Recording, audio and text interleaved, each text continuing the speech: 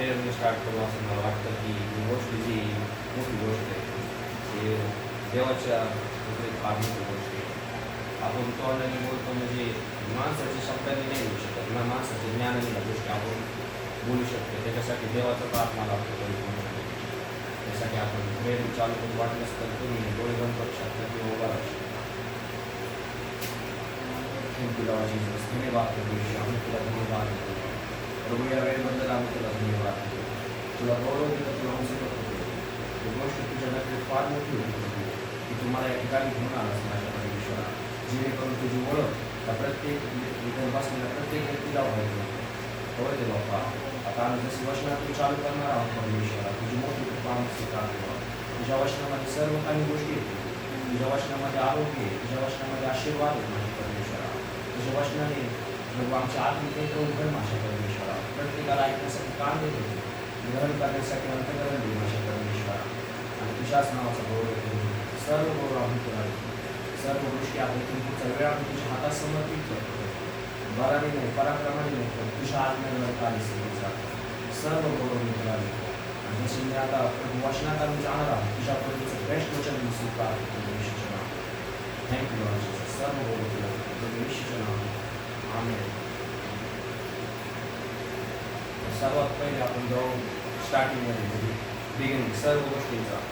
तो बायबल आहे म्हणजे 100% खरे आहे. याच्यातील शब्द खरे आहेत. याच्यातील प्रत्येक प्रॉफिसी जे झालं, प्रत्येक भविष्यवाणी ज्या झाल्या मागच्या युगाच्या पण येणाऱ्या युगाच्या पण ते सगळ्या पूर्ण होत आलेल्या आहेत. जे झाल्या नाही त्या पण सगळ्या पूर्ण झालेल्या आहेत. त्याच्यामुळे आपण एकदम स्टार्टिंगपासून जाऊ की प्रभू येशू ख्रिस्तांचं येणे या जगात का होतं, त्याच्या मागे रिझन का होतं, त्याच्यामध्ये आपण जाऊ. सगळ्यात पहिले प्रारंभापासून आपण स्टार्ट करू. आणि वचनातूनच तुम्हाला सांगितलं डायरेक्ट ॲज इट इज वचनच वाचून दाखवेल आणि त्याच्यातून जे असेल ते मी तुम्हाला समजून सांगेल. उत्पत्तीपासून चालू करू, जगाच्या निर्मितीपासून आपण चालू करू. आकाश व पृथ्वी यांची उत्पत्ती. प्रारंभी देवाने आकाश व पृथ्वी अस्तित्वात आली. पृथ्वीची स्थिती पालट. दुसरा अध्याय. पृथ्वीची स्थिती उजाड व अस्ताव्यस्त होती आणि जलाशयांवर अंधार होता आणि देवाचा आत्मा जलावर हलत होता. तेव्हा मग प्रकाशाची निर्मिती. प्रकाश. आणि देव बोलला प्रकाश हो, आणि प्रकाश झाला. आणि देवाने प्रकाश पाहिला की तो चांगला आहे. आणि देवाने प्रकाशामध्ये व अंधारामध्ये भेद केला. आणि देवाने प्रकाशाला दिवस असे म्हटले आणि त्याने अंधाराला म्हटले. आणि संध्याकाळ झाली व सकाळ झाली. हा पहिला दिवस होता. अंतराळाची निर्मिती. आणि देव बोलला जलामध्ये अंतराळ हो, आणि जलामध्ये जले वेगळी करू. आणि देवाने अंतराळ केले. आणि त्याने अंतराळ खालची जले अंतराळवरची जलांपासून वेगळी केली. आणि तसे झाले. आणि देवाने अंतराळाला आकाश म्हटले. आणि संध्याकाळ झाली व सकाळ झाली. हा दुसरा दिवस होता. तर म्हणजे परमेश्वराने जेव्हा जगाची इकडे पाहिली संपूर्ण ब्रह्मांडाकडे, तर ते अस्ताव्यस्त होतं. म्हणजे त्याच्यावर काहीच नव्हतं, संपूर्ण काळोख होता. आणि देवाचा आत्मा संपूर्ण ब्रह्मांडावर फिरत होता. तर पहिल्यांदा देव शब्द बोलला. देवाच्या शब्दाने सर्व गोष्टी झाल्या आहेत. त्याच्यामुळे हे वचन खरं आहे. देवाने त्याच्या वचनापेक्षा स्वतःपेक्षाही त्याच्या वचनाला अधिक मान दिलेला आहे. कारण त्याच्या शब्दाने सर्व गोष्टी निर्माण झाल्या आहेत. त्याच्या शब्दात सामर्थ्य. त्याच्यामुळे मनुष्य हा देवाच्या, मी तुम्हाला पुढे सांगणार आहे की मनुष्याची निर्मिती देवाने आपल्या प्रतिरूपात मनुष्य निर्माण केलेला आहे. जर कोणाला बघायचं असेल का देव कसा आहे, तर त्यांनी स्वतःकडे बघावे. देव का असा वेगळा हे ते असं काही नाही. देव पूर्ण माणसासारखा आहे. तर अंतराळ झाले. हा दुसरा दिवस झाला. समृद्ध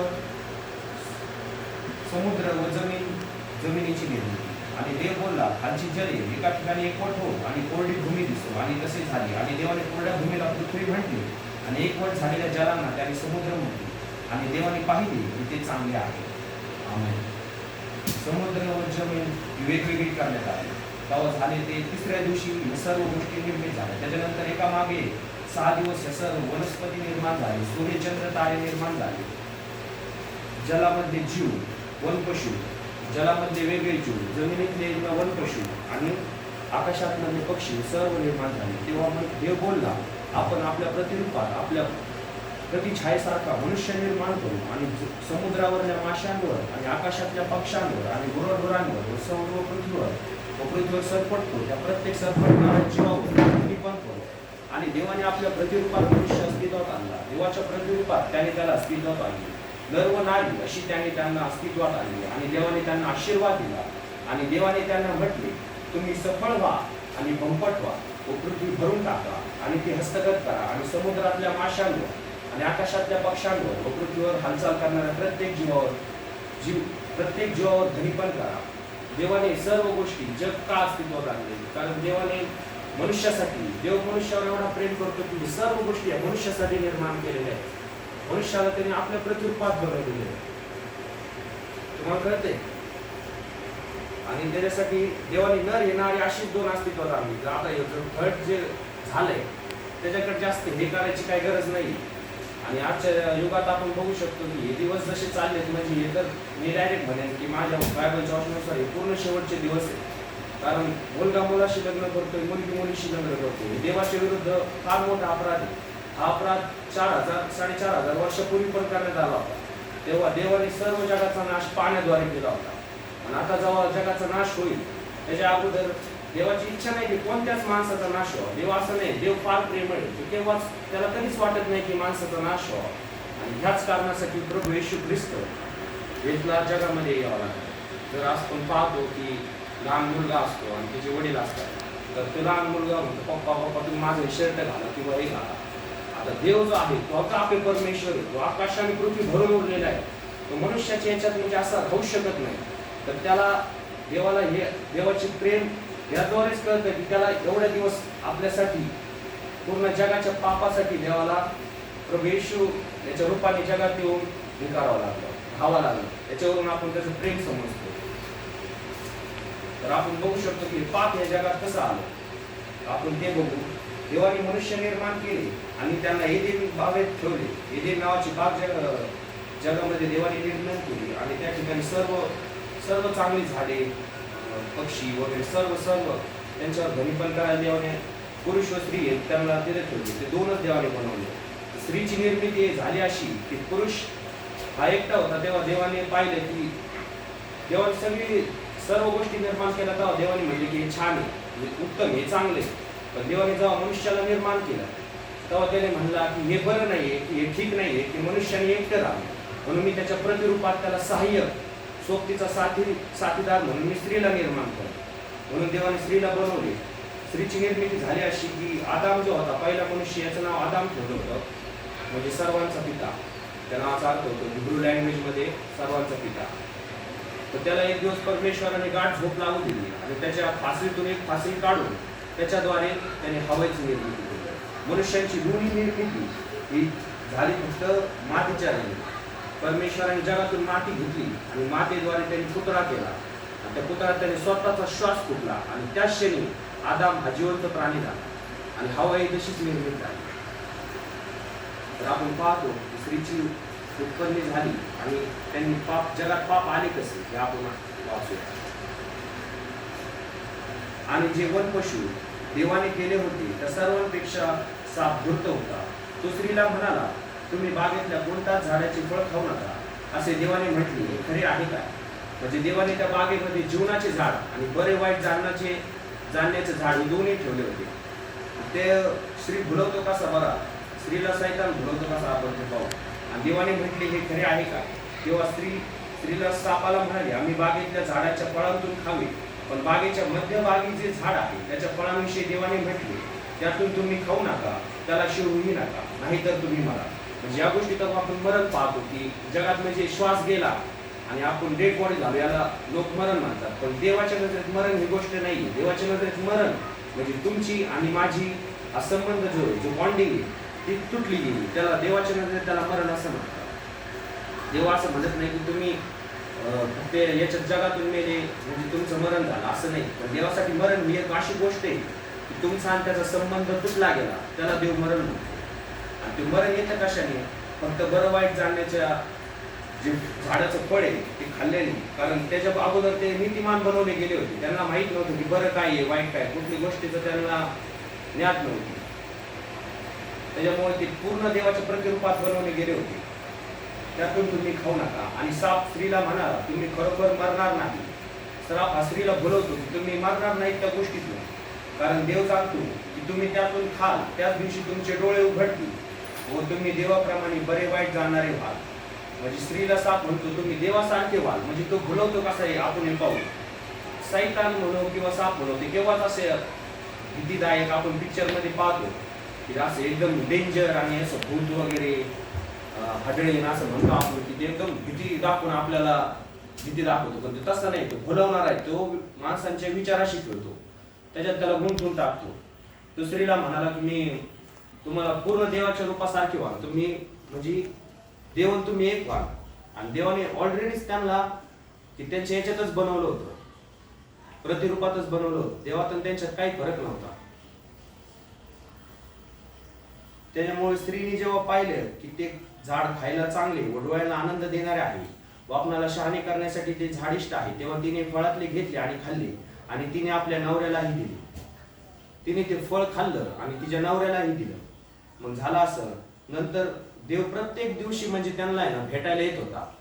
देवाला फार आवड होती की त्यांनी संगती करावी मनुष्यांसोबत. त्याच्यासाठीच देवाने त्यांची निर्मिती केली, त्यांच्या संग बोलावं, त्यांच्या संग राहावं, एक सहभागिता, फेलोशिप आपण ज्याला म्हणतो. देवाला पहिल्यापासून त्यासाठीच माणसाची निर्मिती केली, जगावर अधिकार करण्यासाठी पण, चांगलं राहण्यासाठी पण, प्रत्येक गोष्टीसाठी माणसाची निर्मिती केली होती देवाने. पण जेव्हा त्याला भुलवलं आणि जेव्हा स्त्रीने पाहिले, नंतर थंडीचा वारा सुटला. म्हणजे दररोज संध्याकाळी जेव्हा असे टाइम असतो किंवा सकाळ सकाळी या 2 पिरियड मध्ये देव त्यांना भेटायला यायचा, तेव्हा देव बागेत चालला असता, त्याचा शब्द त्यांनी ऐकला. तेव्हा परमेश्वर देवाच्या समक्षतेत पासून आपण जावे म्हणून आदाम व त्याची बायको ही बागेतल्या झाडांमध्ये लपली. बघा, जेव्हा त्यांनी पाहिलं तर त्यांच्या आत्मे हे सगळं संपलं होतं, ते पूर्ण शरीरात आले होते. त्यांना कळलंच नाही की जेव्हा त्यांनी ते बरं वाईट जाण्याचं फळ खाल्लं, तेव्हा त्यांच्या मनामध्ये त्यांना कळलं की आपण लग्न आहोत. त्याच्या अगोदर त्यांना काहीच माहित नव्हतं, काय बरं काय वाईट, त्यांना त्याची पूर्ण काही नॉलेजच नव्हतं. जेव्हा त्यांनी देवाचा शब्द ऐकला की देव त्यांना भेटायला आला, तेव्हा ते दोघांना कळलं की आपण लग्न आहोत, म्हणून ते पूर्ण बागेत एका झाडाशी लपले. तेव्हा आणि परमेश्वराने आदामाला हाक मारली व त्याला म्हटले, तू कोठे आहेस? देव त्याला म्हणाला की तू कोठे आहेस? मग तो म्हणाला, मी बागेमध्ये तुझा शब्द ऐकला आणि मी ध्यालो आणि मी नग्न आहे म्हणून मी लपलो. मग तो म्हणाला, तू नग्न आहेस असे तुला कोणी सांगितले? ज्या झाडाचे फळ तू खाऊ नको म्हणून मी तुला आज्ञा दिली होती, त्याचे फळ तू खाल्ले आहे का? आणि आदाम म्हणाला, जी बायको तू माझ्या बरोबर राहायला दिली तिने त्या झाडाचे फळ मला दिले आणि ते मी खाल्ले. बघा, जेव्हा त्यांनी ते फळ खाल्लं तेव्हापासून त्यांच्यामध्ये दोष भावना आली. ते म्हणजे सरेंडर व्हायला कबूलच नव्हते, लगेच एकमेकांवर हे करायला लागले, यांनी मला हे केलं, त्यांनी मला ते केलं. म्हणजे तिथून पूर्ण सुरुवात झाली. बरं वाईट जाणण्याचं त्यांना नॉलेजच मिळालं, म्हणजे पाप हे जगामध्ये शिरून आलं पूर्ण. मग देव स्त्रीला म्हणाला, तू हे काय केलं? तेव्हा स्त्री म्हणाली, त्या सापाने मला भुलवले आणि मी ते खाल्ले. मग देवाने त्या सापाला श्राप दिला, तू हे काय केले? यामुळे सर्व गुराढोरांमध्ये व सर्व वनपशूमध्ये तू शापित आहेस. तू आपल्या पोटाने चालशील आणि तुझ्या आयुष्याचे सर्व दिवसात तू माती खाशील. तेव्हा देवाने याला शाप देऊन टाकला की तू हे काय केले? संबंध तोडल्यामुळं तू पहिला शापित आहे, आता तू इथून पुढं सरपटतच चालणार तुझ्या आयुष्यात सर्व दिवस. आणि त्याच वेळेस देवाने प्रभू येशू ख्रिस्ताला पाठवण्याचा उद्देश त्यांना दाखवून दिला. देव एक्झॅक्टली त्यांना बोलला, त्यांनी तारणाऱ्या संबंधी त्यांना वचन दिले की तुम्ही जे कपडे घालतात हे तुम्ही झाकू शकत नाही, तुमची नग्नता झाकू शकत नाही. तुम्ही तेव्हा ते झाडांमध्ये लपले होते. त्यांना वाटलं की आम्ही झाडांमध्ये लपू, आम्ही त्याचे कवर होऊ, तर आमची नग्नता झाकली. आणि देवाने तारणाऱ्या संबंधी त्यांना वचन दिले, आणि मी तुझ्यामध्ये व स्त्रीमध्ये, तुझ्या बीजामध्ये व तिच्या बीजामध्ये वैर ठेवीन, तो तुझे डोके फोडील आणि तू त्याची ताज फोडशील, असे देवाने सांगितले. मग देव बोलला, पहा, बरे व वाईट जाणण्याविषयी मनुष्य आम्हापैकी एकसारखा झाला आहे. देवाला कळलं की मनुष्य आता आपल्यासारखाच एक झाला आहे, त्याला बरे व वाईट हे सर्व समजायला आले. तर आता कदाचित तो आपला हात पुढे करील व जीवनाच्या झाडाचेही फळ खाऊन घेईल आणि सर्व काळ जगेल. म्हणून ज्या जमिनीतून तो घेतलेला होता तीच मशागत करायला देवाने त्याला एदेन बागेतून काढून लावले. त्याप्रमाणे त्याने मनुष्याला बाहेर घालवले आणि जीवनाच्या झाडाची वाट राखायला त्याने एदेन बागेच्या पूर्वेकडे करूप ठेवले आणि चोहीकडे फिरणारी तलवाराची ज्वाला ठेवली. विसार सर्व गोष्टी ते दोघं जण बागेतून काढून दिले जातात. देव त्यांना म्हणतो, आता तुम्ही जी गोष्ट केली त्याच्यामुळं देव स्त्रीला एक हे देतो, म्हणजे श्राप देतो की आता तुम्ही गोष्ट केलीस तर आता तू त्रास कष्टातून तुझ्या लेकरांना जन्म देशील, तुझा नवरा जो आहे तो तुझ्यावर धनी पण करेल, तू त्याच्या आतमध्ये राहशील आणि मनुष्याला देवाने शाप दिला की ज्या जमिनीतून तू आलास तिथेच तुला आता काबाड कष्ट करावं लागतील आणि तिथे तू उत्पन्न करून फळ खाशील आणि शेवटी तू त्याच्यातच परत जाशील. तू मातीतून आला आणि तू मातीतूनच परत जाशील. देव त्यांना काढून देतो. त्याच्यानंतर मग त्यांना बरेच मुले होतात. काहीन हाबेल, मग हाबेल होतो, त्यांना भरपूर लेकरे होतात. मग अशी पूर्ण जगामध्ये त्यांची संतती वाढत जाते. त्याच्यानंतर देव त्यांच्या कुळातून देवाला जेव्हा इस्रायल राष्ट्राची निर्मिती करायची होती तेव्हा देव अब्रामाला बोलवतो. अब्राम हा देव पूर देशातला होता. म्हणजे त्या काळात, म्हणजे हजारो वर्षांपूर्वीची गोष्ट, त्या काळात देशांची राष्ट्रांची नावे हे वेगवेगळी होती. आता म्हणजे काही बहुतरीत ते नाव बदलले गेले. पहिले त्या नाव त्या देश तिथाची स्थिती त्यांचे नाव सगळे वेगळे होते. देवाला इस्रायल राष्ट्राची निर्मिती करायची होती तारणारा जन्मण्यासाठी सर्व जगासाठी. आणि देव अब्रामाला बोलवतो. देवाने अब्रामाला बोलवले की तो होर देशातून होता. अब्राम देवासमोर फार न्यायी असा होता नाही का. परमेश्वराला तो काय घेऊन राहायचा, प्रत्येक गोष्ट विचारून करायचा. तर देव अब्रामाला म्हणला तू आपल्या देशातून, आपल्या कुळातून, आपल्या बापाच्या घरातून जे काय होतं ते सर्व सोडून तू दे आणि तुला मी जिकडे जाईन तिकडे तू जा आणि मी तुझ्या संगती राहीन. मी तुला आशीर्वाद देईन. जो तुला आशीर्वाद देतो त्याला मी आशीर्वाद देईन आणि जो तुला शाप देतो त्याला मी शाप देईन आणि तुझ्यातून पृथ्वीतली सर्व कुळे आशीर्वादित होती. तर आता आपण पाहतो की अब्रामिक रिलिजन तिन्ही पण इस्लाम, ज्यूश, ख्रिश्चॅनिटी तिन्ही पण जे ते अब्रामिक रिलिजन आहे. तिन्ही पण म्हणतात की आमचा बाप अब्राम. त्यांचे जे तिन्ही हे जन्म झाला अब्रामापासूनच, पण त्यांनी नंतर वेगवेगळे हे झाले, पण तारणारा हा एकच आहे. आता आपण डायरेक्ट प्रभू येशू ख्रिस्ताच्या भविष्यवाणीविषयी येऊ की ती प्रभू येशू ख्रिस्ताच्या 800 वर्षापूर्वी यशाया भविष्यवाण्याद्वारे इस्रायलमध्ये केली होती. ती जे आपण बघू तुम्हाला सांगतो. ख्रिस्ताचा त्याग करतील याबद्दल भविष्य. आता बहुत लोक म्हणतात की प्रभू येशू ख्रिस्त 2 खेळणीच कसं काय मारला गेला, असं तसं. त्यांना ते मागचा हेतू त्यांना माहित नाही की तो का आला जगात, त्याच्या मागं कारण काय आहे, तो कशासाठी आला. ते सर्व गोष्टी मी तुम्हाला सांगतो. ही भविष्यवाणी आहे. आणि त्याच्यानंतर मी एक शुभवर्तमान सांगेन तुम्हाला जे नव्या करारातले. या बायबलमध्ये 2 करार आहेत, एक जुना करार, एक नवा करार. जुन्या करारात पहिल्याच्या गोष्टी आहेत आणि नवीन करार जो आहे तो प्रभू येशू ख्रिस्ताच्या जन्मापासून, म्हणजे आताच्या इसवी सनापूर्व 2000 वर्षापूर्वीपासून तो नवा करार आहे. ख्रिस्ताचा त्याग करतील याविषयी भविष्य. आता हा यशाया भविष्यवादी होता. इस्रायल राष्ट्र जे असं होतं, देव त्यांना फार आशीर्वाद करायचा, प्रत्येक गोष्टीपासून त्यांना सांभाळून धरायचा. कारण देवाने त्यांना बोलवलं होतं, ते निवडलं होतं त्याचे लोक होण्यासाठी. असं जगात कुठल्याच राष्ट्राला देवाने हे केलं नाही, पण इस्रायल राष्ट्रालाच निवडलं होतं कारण त्याच्याद्वारे तारणारा जन्माचा होता. इस्रायल राष्ट्र असं होतं, त्यांना प्रत्येक गोष्ट भेटली म्हणजे थोडं हे झालं. आता शेवटी माणूस सगळे सारखे, तर ते लगेच देवाला विसरून जायचे. परत कामचोरपणा, सर्व व्यर्थ गोष्टींमध्ये, घाणेरड्या गोष्टींमध्ये जे देवाच्या नजरेत वाईट आहे, ते देवाला आवडत नाही, त्या गोष्टींमध्ये ते परत पडून जायचे. तर देवाने ठरवलंच होतं, उत्पत्तीपासूनच ठरवलं होतं की हे जे यांच्यासाठी आता मलाच उतरून यावं लागणार आहे तारण करण्यासाठी. कारण कोणताच मनुष्य स्वतःचे तारण स्वतःच करू शकत नाही. म्हणजे म्हणतात ना की काळ्या दगडावरची पांढरी रेषे. कुणी किती काय केलं, लोक म्हणतात की कर्म हे ते सर्व गोष्टी, कर्म ठीक आहेत, पण आपल्या समोर जे देव एकदम पवित्र अति पवित्र असा देव आहे, त्याच्यासमोर आपले कर्म, आपल्या सगळ्या गोष्टी कुठल्या सर्व मनुष्यांच्या एका अशा खराब चिंधी सारख्या आहेत त्याच्यासमोर. म्हणजे त्याची काहीच व्हॅल्यू नाही. पण देव म्हणतो की यांचं तारण जर करायचं असेल तर एकाच गोष्टीमुळे, जेव्हा आपण बली देतो, म्हणजे ख्रिस्त हा तारणार आहे, देवाचा निष्पाप आणि निष्कलंक कोकरा आहे, त्याला हेच नाव दिलं. त्याचे जगासाठी पाठवला गेला तर याच गोष्टीसाठी की त्यांनी सगळ्या जगाची पाप वाहून न्यायचे आणि प्रत्येक जो कोणी त्याच्या नावावर विश्वास ठेवत त्याला त्याने देवाचे पुत्र होण्याचा हक्क मिळावा त्याच्याद्वारे. तर त्याची आपण 800 वर्षापूर्वीची भविष्यवाणी ऐकू. ख्रिस्ताचा त्याग करतील याबद्दल भविष्य. आम्ही जे ऐकले त्यावर कोणी विश्वास ठेवला आहे आणि परमेश्वराचा भुज कोणाला प्रगट केलेला आहे, कारण तो त्यांच्या पुढे दुबळ्या कोंबासारखा वाढला आणि सुख्या भूमीतील मुळासारखा तो उगवला. त्याला रूप नाही, त्याला शोभा नाही आणि आम्ही त्याला पाहतो तेव्हा तो आम्हाला हवासा वाटावा अशी सुंदरता त्याला नाही. तो धिक्कारलेला व मनुष्यांनी टाकलेला दुःखाचा पुरुष व दुखण्याची ओळख असलेला असा होता आणि ज्यांच्यापासून लोक आपले मुख झाकतात असा तो तुच्छ मानलेला होता आणि आम्ही त्याला मानले नाही.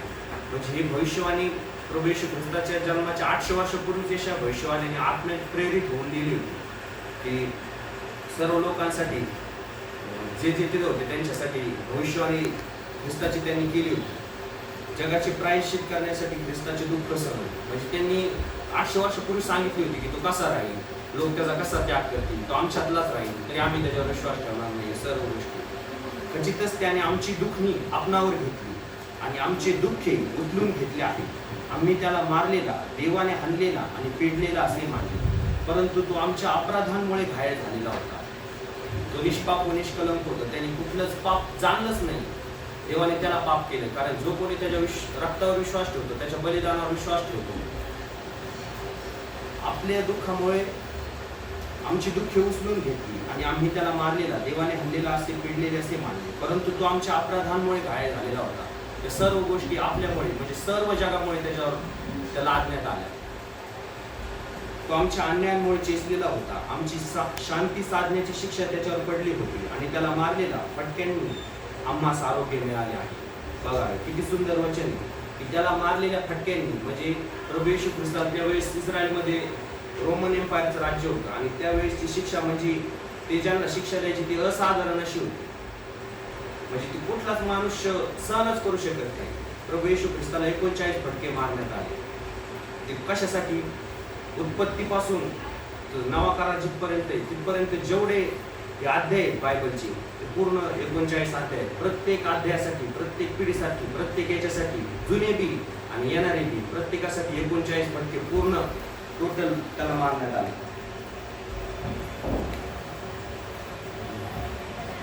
आम्ही